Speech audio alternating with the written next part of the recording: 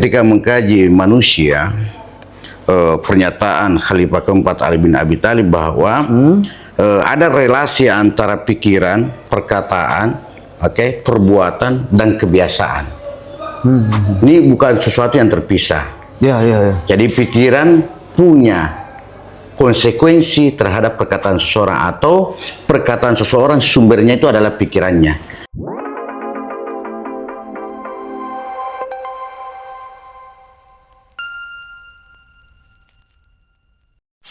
Assalamualaikum warahmatullahi wabarakatuh. Selamat datang di Al-Hikmah Institute Channel. Teman-teman semua, hari ini kita kedatangan tamu.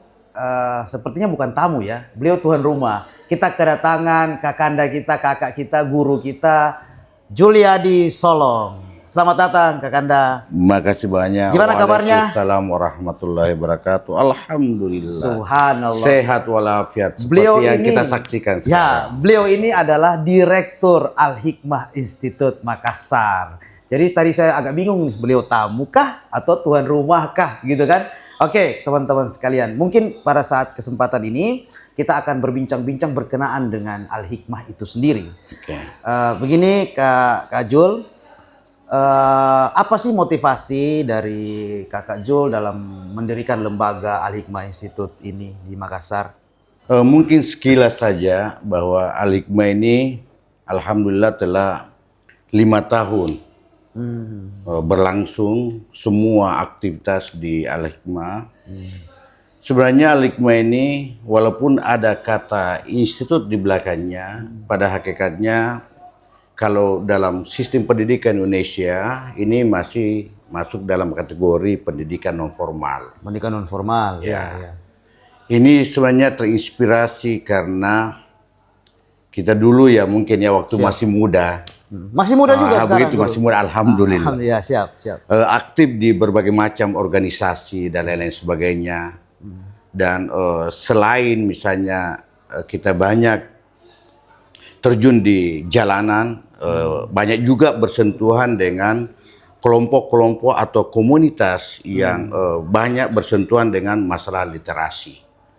Siap. Ya.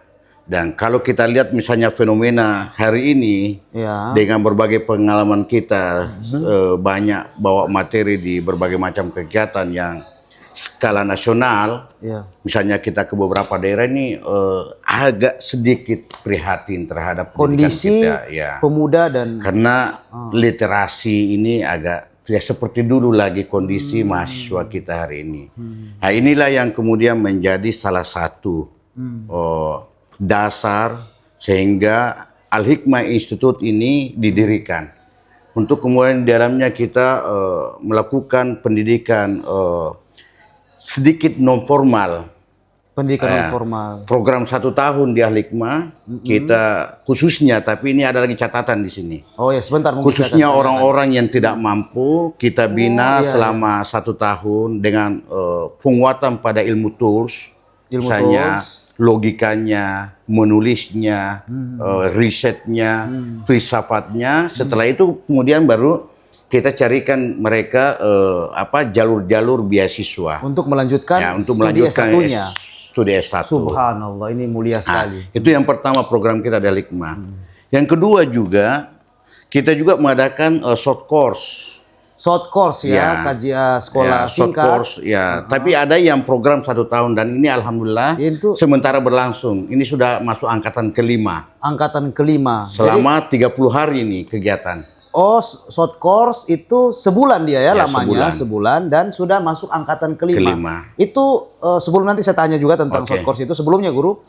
Jadi ternyata saya ambil kesimpulan tadi bahwa salah satu motivasi kenapa Kakak Juliadi dirikan atau menghidupkan gerakan Al-Hikmah Institute ini dari pengamatan di kelompok-kelompok aktivisme di mana Kak Jul sering ngisi dialog dan membawakan materi di beberapa daerah, ada saya sebut saja dengan istilah saya defisit literasi.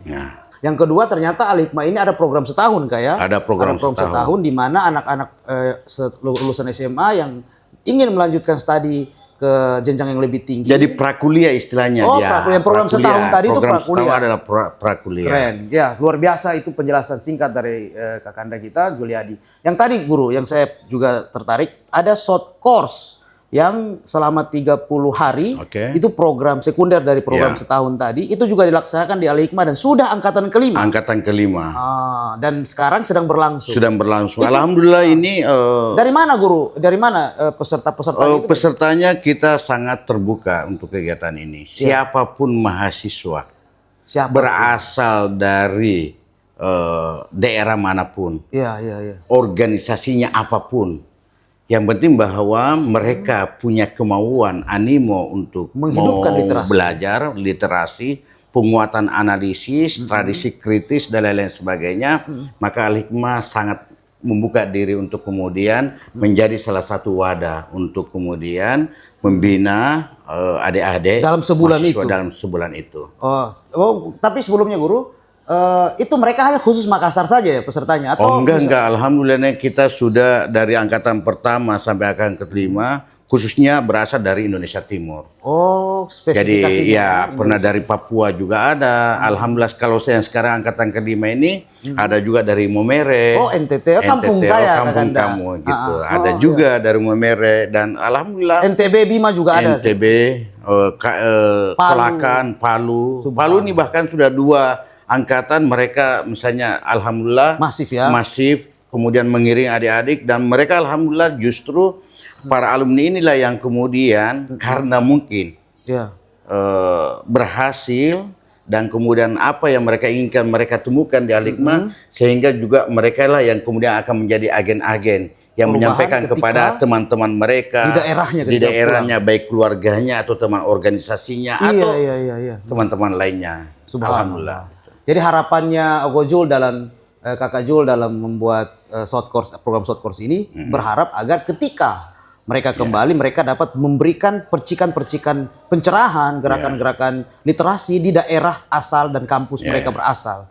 Luar biasa. Mungkin saya akan lanjut ke pertanyaan berikutnya. Kalau di silabus short course itu kan pasti ada materi 30 hari ini lumayan lama Guru Ustadz. Itu kira-kira metodologi yang dipakai di short course itu bagaimana? Apakah ada materi masuk, kemudian apa itu bagaimana? Atau materi apa saja mulai dari situ? Oh ya mungkin ini yang karena kita misalnya ketika mengkaji manusia pernyataan Khalifah keempat Ali bin Abi Thalib bahwa ada relasi antara pikiran, perkataan, perbuatan dan kebiasaan.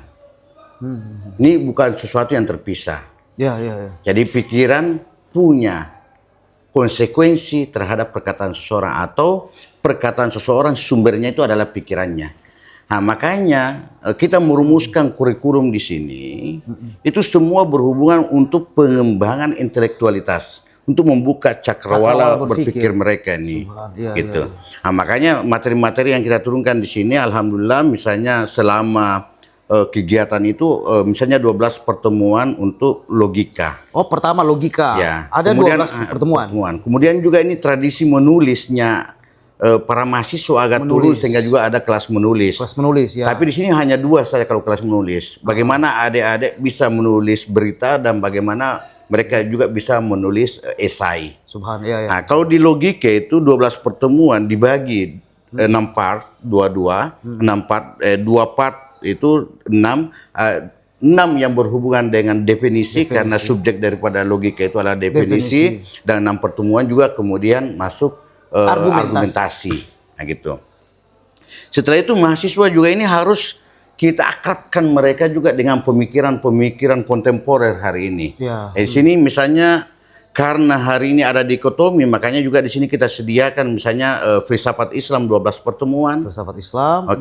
Dan kemudian juga mereka kita ajak untuk berkenalan dengan filsafat Barat itu 6 pertemuan. Filsafat Barat kemudian sosiologi juga ada 6 pertemuan. Kemudian masuk materi teologi kontemporer.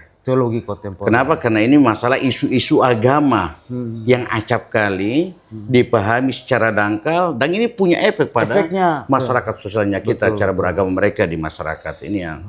Dan narasumber-narasumbernya itu? Alhamdulillah kita juga punya jejaring untuk kemudian narasumber yang punya kualifikasi. Yang di bidang itu? Di bidang itu. Misalnya filsafat Barat, filsafat Islam gitu ya? Dan yang kedua yang mungkin Mas Ragen harus tahu bahwa di sini misalnya anak-anak selama pelatihan itu sudah ada program 1 hari penuh.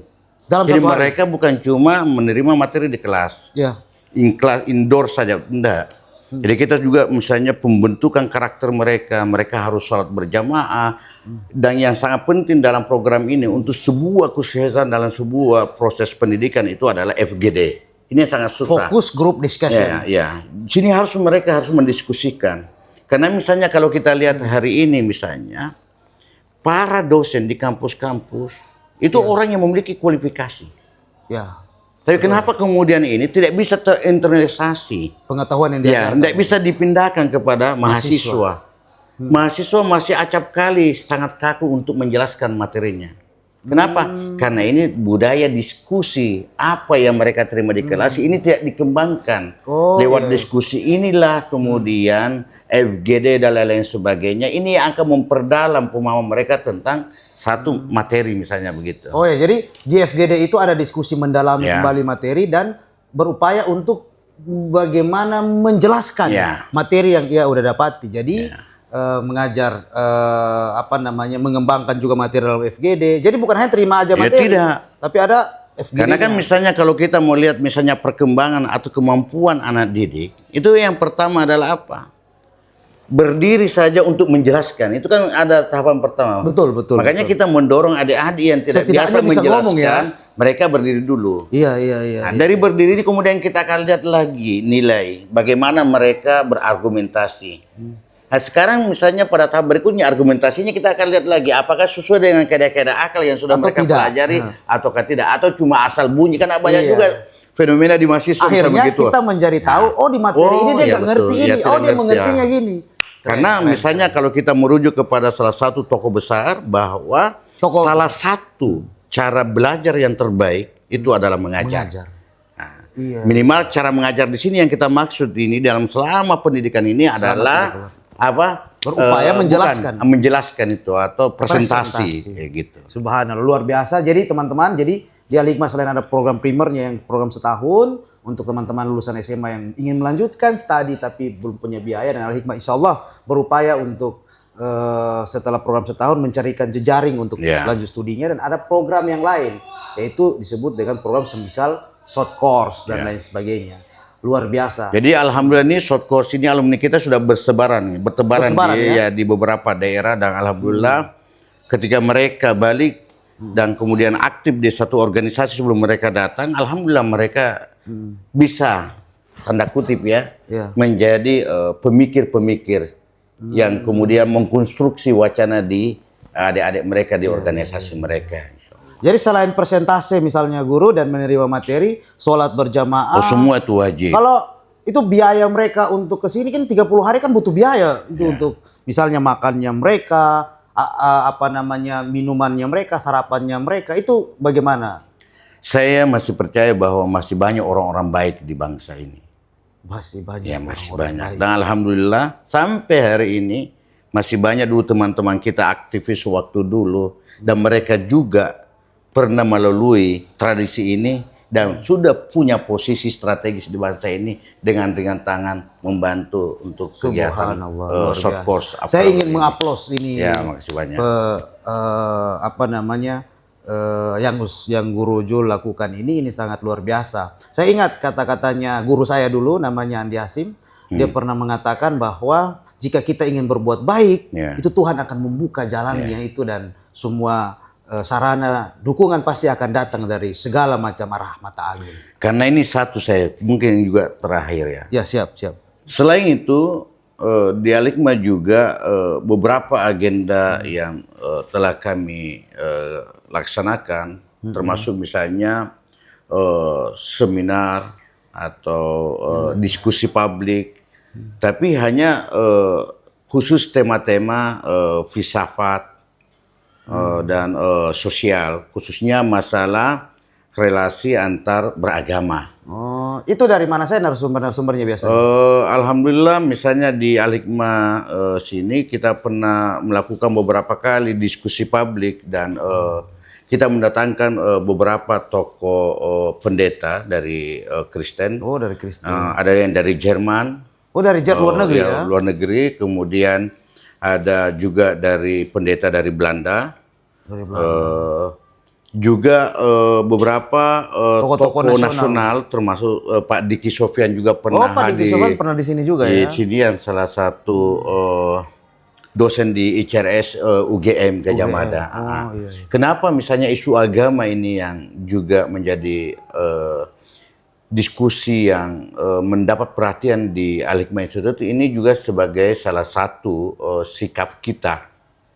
Bagaimana Indonesia tetap terjaga dengan adanya beberapa isu-isu intoleransi yang sedikit mengganggu relasi keberagaman Indonesia. Betul. Kita juga pernah mengadakan di sini misalnya donor darah beberapa kali sebagai kegiatan sosial. Donor darah itu kerjasama dengan UPTD Provinsi Sulawesi Selatan. Ya. Dan juga beberapa aksi-aksi yang menunjukkan eksistensi kita sebagai seorang Indonesia, karena misalnya founder bangsa ini Soekarno sangat peduli terhadap kasus di Palestina, sehingga isu-isu Palestina juga adik-adik dan teman-teman berbagai macam organ kita kerjasama membangun gerakan aliansi dan kepedulian, suara menyuarakan solidaritas terhadap dukungan kita terhadap Palestina. Oke. Keberpihakan kita terhadap Palestina. Kita punya visi yang sangat luar biasa bangsa ini. Bahwa tahun berapa? Generasi emas 2045. Ini kalau kemudian kita melihat tidak akan pernah terwujud tanpa ada hal yang konkret dilakukan oleh bangsa Indonesia. Subhanallah. Jadi dia tidak secara otomatis bahwa tahun 2045 secara otomatis akan lahir generasi emas, itu tidak mungkin. Harus ada prakondisi. Tidak ada kalau dalam misalnya kajian Mars itu keniscayaan sejarah ya secara otomatis akan terwujud itu. Dalam beberapa misalnya para sosiolog itu katakan bahwa butuh aktor-aktor yang bergerak untuk menyediakan bayi yang akan lahir di Indonesia ini yang kita sebut dengan generasi emas. Subhanallah. Jadi walaupun mungkin tidak masif, tapi apapun itu, walaupun hanya sebiji jagung dan itu kemudian menjadi salah satu sebab untuk terwujudnya itu, maka insya Allah kita juga akan ditulis oleh sejarah bahwa kita adalah orang yang memiliki andil untuk mewujudkan generasi emas, insya Allah. Subhanallah, luar biasa pemaparan dari guru kita, Kakanda kita Juliadi Solong. Semoga ini dapat menginspirasi kita yang mendengar. Jujur saya juga terinspirasi upaya Kakanda kita Guru Jul, kenapa dia melakukan program-program seperti ini. Dan yang paling berkesan saya, salah satu alasannya tadi adalah dalam upaya untuk sedikit banyaknya kita mengurangi defisit literasi di kelompok pemuda hari ini. Mungkin itu saja. Terima kasih dari sama-sama dan untuk Kakak Juliadi. Semoga kita berjumpa di lain kesempatan. Bila taufik wal hidayah. Assalamualaikum warahmatullahi wabarakatuh.